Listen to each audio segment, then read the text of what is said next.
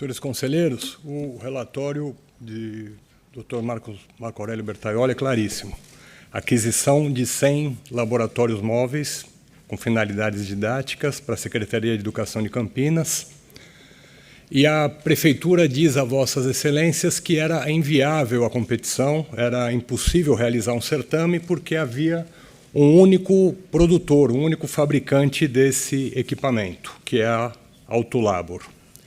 Mas antes de abordar esse aspecto da inexigibilidade, eu queria destacar 3 tópicos. O primeiro deles é a opção da Prefeitura por um equipamento móvel, um laboratório móvel didático, que é um gabinete monobloco, um armário fechado, mais ou menos do tamanho da bancada que está na frente dos senhores conselheiros, e com dimensões de 1 metro, 1,10 m, 66 centímetros de largura. E o mote para esse laboratório móvel era justamente, em vez de se comprarem os equipamentos para adaptar uma sala de cada escola com um laboratório de física, química e biologia, esse laboratório móvel teria um plus, teria a facilidade. O mote era o seguinte: o laboratório vai aonde a turma está. O laboratório vai até o aluno, vai até a classe. Opção discricionária, na qual não me intrometo, mas que, quando da análise da execução contratual, data vênia se mostrou desastrosa. E nós vamos analisar isso lá na frente, né? Como ensina o nosso presidente, há de se gastar bem para se governar melhor. E a ausência de planejamento, de adequado planejamento na utilização dos recursos, vai implicar em desperdício em detrimento da educação. O segundo aspecto que eu queria ressaltar é o valor, a importância econômica de cada um desses laboratórios. A unidade do 1º ao 5º ano foi vendida por R$ 54 mil. A unidade para os anos subsequentes, do 6º ao 9º, custou R$ 58 mil. Estamos falando de 100 unidades de laboratório, então o somatório foi R$ 5.683.222 no exercício de 2019. No exercício de 2019, o salário mínimo estava em R$ 998. Hoje temos o salário mínimo a R$ 1.621. Ainda hoje é um valor significativo o preço de cada uma dessas unidades. E eu queria adiantar a Vossa Excelência, que é um aspecto meramente ancilar, que nas próximas semanas, eu acredito, Vossas Excelências vão julgar o TC 187 e 989-23, prevento a essa Câmara por força da relatoria também do Dr. Marco Aurélio Bertaioli, e nesse outro TC haverá a discussão sobre outra inexigibilidade licitatória, em que a Prefeitura de Campinas comprou também da Autolab mais 100 laboratórios móveis didáticos ao preço total de R$ 5.705.705. Então, de hoje para frente, Vossas Excelências vão julgar R$ 11.388 gastos pela Prefeitura de Campinas com a aquisição de laboratórios móveis, o que é um montante bastante significativo. E o problema da da inexigibilidade licitatória, eu já tive a oportunidade de discutir isso aqui também nessa primeira Câmara e na Egrégia Segunda Câmara. A inexigibilidade licitatória, principalmente para materiais didáticos, ela pressupõe uma cronologia. A Prefeitura precisaria, no momento inicial, num primeiro momento, conceber a sua necessidade. O que o alunado precisa? Bom, as aulas teóricas de biologia, química e física são muito abstratas. Nós precisamos de experimentos práticos, científicos, para que o alunado aprimore seus conhecimentos. Perfeitamente legítimo. Vamos optar por um laboratório móvel para que o laboratório vá até a classe, vai ser mais prático. Também é a discricionariedade do gestor. Vamos consultar o professor. O que o professor precisa? Quais são os experimentos necessários? O que precisa ter um laboratório? Microscópio, vai ter balança de precisão, tubos de ensaio, reagentes químicos, reproduções de células, mapas para a tabela periódica. O que é necessário? Consultam-se os professores, consultam-se os coordenadores de ensino das respectivas áreas, e aí se chega a um termo de referência. Isso nós já discutimos, o tribunal já, pedagogicamente, já assinala nesse sentido, e com o termo de referência, em que estão definidas as necessidades da prefeitura, aí sim se vai ao mercado. Aí se consultam as empresas que seriam potencialmente fornecedoras de laboratórios análogos. Talvez no primeiro passo na internet, poderiam ser consultadas outras prefeituras da região que tivessem adquirido itens semelhantes, até mesmo escolas particulares que tivessem comprado laboratórios didáticos. Nesse contexto, se a prefeitura constatasse que o termo de referência por ela elaborado só seria respondido por uma fabricante, aí sim se poderia falar em inexigibilidade. Essa é a ordem que deve ser observada. É cronológica e lógica.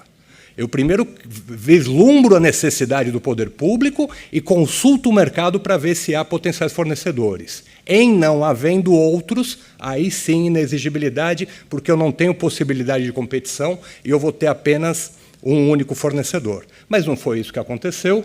O procedimento de contratação direta se inicia pela proposta comercial da Autolab, em que a Autolab apresenta o seu produto, e o produto realmente, embora de valor bastante expressivo, é um produto sedutor, é um produto bastante interessante. Se Vossas Excelências examinarem na movimentação 1.5 do TC 1-98923, tem a reprodução fotográfica do equipamento.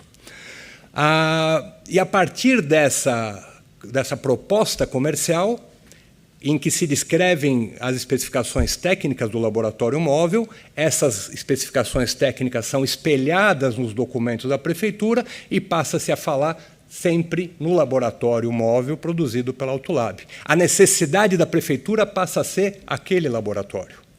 Aqui houve escolha de marca, houve escolha de produto. Isso não é inexigibilidade licitatória. Foi opção por uma marca em detrimento dos demais fornecedores e a fiscalização logrou demonstrar, por pesquisa na internet, que havia, naquele momento da fiscalização, 4 outros potenciais fornecedores, e numerou Didática SP, Glass Lab, Planeta Pedagógico e Azereb.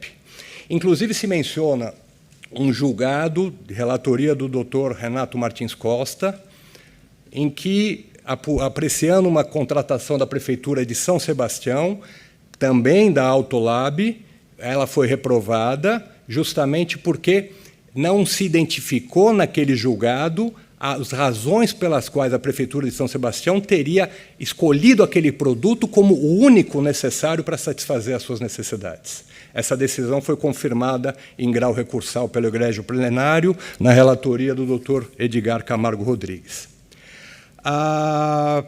Dada essa situação que, evidentemente, não há elementos fáticos que sustentem uma inexigibilidade, nós precisamos observar que, a partir daí, a prefeitura começa a desenvolver um raciocínio que, com a devida vênia, não tem lastro na realidade, um raciocínio pseudo-jurídico para tentar dar ares de legitimidade para essa contratação. Recentemente, eu tive a oportunidade de discutir algo semelhante, tratando da Lei de Propriedade Industrial, o confronto entre patente de invenção e modelo de utilidade. E, no dia de hoje, a questão é ainda mais aberrante, porque é o confronto entre patente de invenção da Lei de Propriedade Industrial e um desenho industrial, o design. Institutos completamente diferentes. O ofício da prefeitura que dá início a essa contratação diz que a Autolab tem patente de invenção e que, por conseguinte, ela tem o direito de impedir que terceiro faça uso, produza, venda ou exponha à venda produto semelhante. Dá a entender que a Autolab inventou o laboratório, que é a criadora intelectual do laboratório, como se isso fosse possível. Dá a entender, quer dizer, a patente de invenção é justamente a concepção criativa de um pesquisador, de um cientista, que, dado o estado da técnica naquele momento, faz uma inovação tecnológica que aprimora realmente a relação industrial. Isso não tem nada a ver com design. Design é simplesmente a forma de um objeto, a apresentação estética de um determinado objeto, e o que a Autolab tem? Segundo o certificado expedido pelo Instituto Nacional da Propriedade Industrial, ela é simplesmente detentora de um registro de desenho industrial, nada mais do que isso. Ou seja, essa forma que Vossas Excelências visualizam na fotografia é a criação estética de um laboratório compacto dentro de um gabinete monobloco, com uma série de gavetas, uma série de divisões, uma série de utensílios, e é só isso que ela tem. Mas a Prefeitura, e com o aval do Departamento Jurídico da Prefeitura, disse que havia uma patente de invenção legitimando a exclusividade nessa contratação, o que, evidentemente, não tem sentido. Eu vou apressando, senhores conselheiros. Também não houve pesquisa de preços, porque se alegava que o produto era exclusivo, e foram apresentadas apenas notas fiscais de contratações outras entabuladas pela Autolab com poder público, com o serviço social da indústria e com algumas escolas particulares. E aqui eu queria ressaltar um trabalho e dar os parabéns para a unidade fiscalizatória de Campinas, em que a agente de fiscalização, pegando o preço final de uma contratação de Bauru, em que haviam sido comprados 23 laboratórios individuais, laboratórios móveis, ela fez o somatório, só pegando o extrato da contratação, e identificou que, se comparassem 23 laboratórios da Prefeitura de Campinas, haveria um sobrepreço de R$180 mil. Isso para 23 itens. Na verdade, Campinas comprou com sobrepreço 100 itens nessa contratação e mais 100 itens que Vossas Excelências examinarão nas próximas semanas. Por fim, eu quero falar rapidamente da execução contratual e, numa diligência fiscalizatória realizada em fevereiro de 2023, então, alguns anos após a compra, já passado o período da Covid, com aulas normalizadas, a fiscalização esteve em loco em fevereiro de 23 e visitou 3 escolas das 46 unidades de ensino do município de Campinas. Nessas 3 escolas, a primeira delas, na visita, se constatou o seguinte: havia 6 laboratórios móveis, e os 6 laboratórios móveis estavam enfileirados num canto na parede de uma sala. E cada laboratório móvel estava com as suas utensílios esvaziados. Simplesmente se retirou tudo que estava dentro de cada um desses laboratórios móveis e se colocou na prateleira do laboratório, porque o uso era mais adequado no espaço físico de um laboratório específico. Aquilo que era microscópio pequeno para caber num gabinete foi dispensado pela escola, e a escola resolveu comprar com dinheiro próprio um microscópio significativo. Uma maquete de ser humano, também com os órgãos, com a fisiologia do ser humano, também a fiscalização, a escola achou que aquilo era muito pequeno para o ensino e resolveu comprar algo maior, algo melhor, com o dinheiro do bolso. Cada uma dessas unidades, cada um desses laboratórios tinha uma tabela periódica. Como as 6 estavam empilhadas nessa sala, então bastava uma única tabela periódica fixada no canto da sala. Aquela mobilidade pretendida pela Prefeitura, nesse caso, se revelou inútil. Na segunda escola visitada, se constatou que só uma professora se interessou em fazer o curso fornecido pela Autolab para aprender a manusear aquele laboratório, e houve poucas utilizações ao longo do exercício.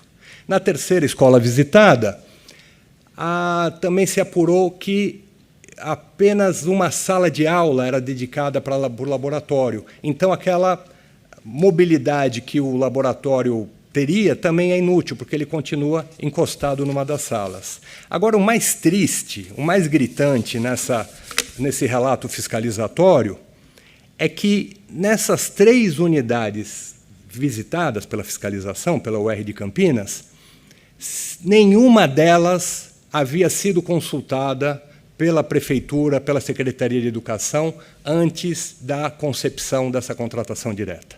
As escolas não foram consultadas para saber das suas efetivas necessidades. Simplesmente a decisão parte de cima para baixo da Secretaria de Educação, com uma opção estratégica mal planejada, que implica realmente desperdício de dinheiro público, além de uma gritante afronta ao artigo 25, inciso 1º, da revogada Lei 8666 de 93. Senhores conselheiros, meu tempo se esgota e eu agradeço a Vossas Excelências pela atenção. Agradeço o seu procurador e vou para o nosso relator. Cumprimentando o Dr. José Mendes Neto, além de nos abrilhantar com uma sustentação oral de altíssima qualidade, trazendo sempre dados bastante eficazes para análise do processo que nós estamos abordando e de uma maneira muito clara, muito precisa. É sempre um prazer tê-lo conosco aqui para colaborar com os nossos trabalhos. Obrigado, senhor conselheiro.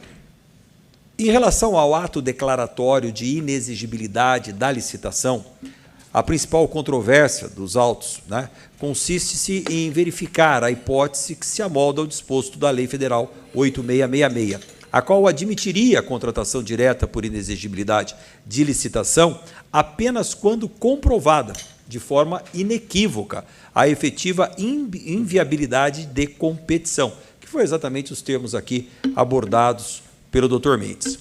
A aferição desse pressuposto legal exige que o gestor público demonstre, de maneira objetiva e tecnicamente fundamentada, que os fins públicos almejados não poderiam ser alcançados por nenhuma outra solução funcionalmente equivalente disponível no mercado, ainda que distinta na forma ou na marca.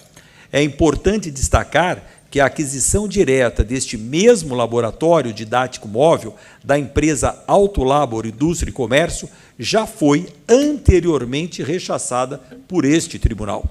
Não bastasse a supressão da oportunidade de que outras empresas pudessem apresentar propostas à origem em regular procedimento licitatório, prejudicando a formulação de um quadro comparativo de preços, prescindiu-se de pesquisa orçamentária, destinadas a verificar a compatibilidade dos valores pactuados com os usualmente praticados para produtos similares disponíveis no mercado.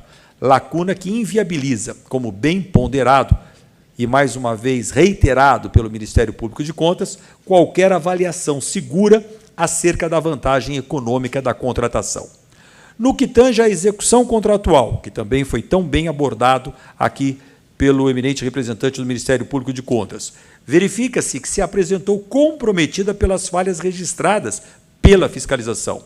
E, nesse caso, apenas corroborando, doutor Mendes, em que pese ser discricionária a opção pelo modelo móvel, ela foi integrante da inexigibilidade. É verdade. Então, não há que se falar em discricionariedade quando ela foi cláusula restritiva para justificar a inexigibilidade. Perfeito, então, excelência. É muito importante nós acompanharmos que tais falhas, além de evidenciarem fragilidades no planejamento e na gestão da execução contratual, também revelam a inexistência de um acompanhamento eficaz por parte da administração. Assim sendo, e na companhia do Ministério Público de Contas, voto pela irregularidade do ato declaratório de inexigibilidade da licitação. Em discussão, em votação, aprovado.